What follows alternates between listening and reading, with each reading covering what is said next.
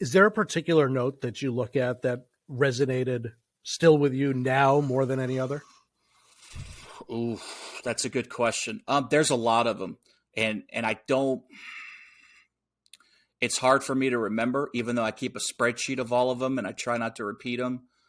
I think the biggest message that resonates with me out of all of them is just trying to be nicer to myself and being sure that I give myself some grace, especially after what we all went through last year, and we're still going through in a pandemic. That life isn't a competition. We need to give ourselves some extra credit on making it this far, given the circumstances. And I think that's the biggest thing, Brad, for me, not only to share with myself, but my kids as well, is that, hey, the last 18 months have sucked. Honestly, they have sucked. 2022 may also suck. So we have to grade ourselves on a curve and give ourselves some grace in how we're growing, because nobody knows what the hell they're doing, especially in the middle of something that only happens once every 100 years. Yeah. It's almost like there's an entirely different conversation we could be having about you getting caught up in the almost as what I call for myself, the linear path. And some of the worst decisions I've made in my life have been when I felt like, oh, I'm supposed to be here by this age. And I wasn't in certain places by that age. And then I would say, okay, well, I better do something fast to get there. And then would do that and realize what a mistake that is. And it's almost like one of the biggest lessons I've learned is everybody has their own path. There's no right or wrong. Nobody really knows what they're doing. But you sure as hell shouldn't be looking at other people to try to figure out what timeline makes sense for you. Exactly. And I wasted 10 years of my life doing that.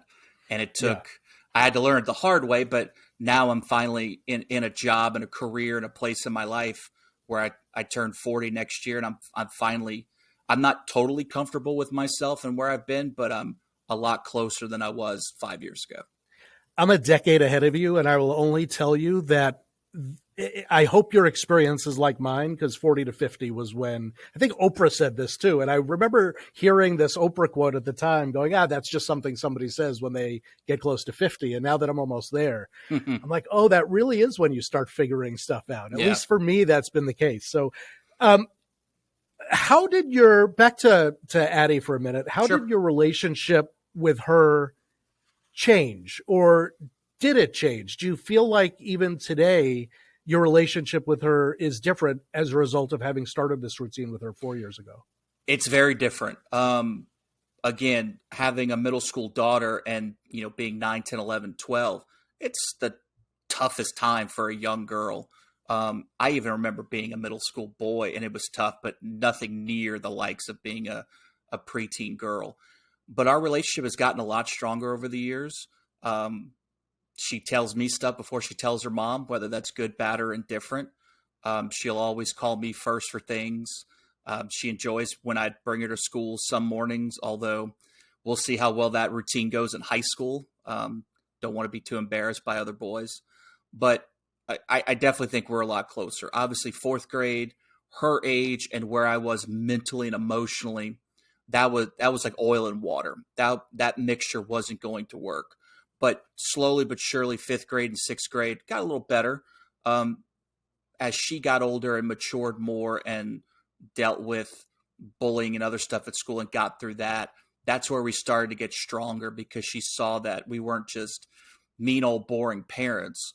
We were the parents that are going to protect her and do what's best for her. And when she saw that we were an ally and not an enemy, I think that helped a lot. Now, don't get me wrong. She's 13. We still go at it, because teenagers think they know everything. And as I've told her, I have a PhD, and then she goes out on me about, well, I have a PhD too. So whatever. It's, it's the typical, teenage daughter dad fight. But for sure, looking back, our relationship has grown leaps and bounds. And not only has she grown up through the process, I've grown up as well. Thanks for watching this video clip of the Speak Good podcast. If you'd like to hear the complete episode, please check out your favorite podcast directory and subscribe now. Thanks for watching.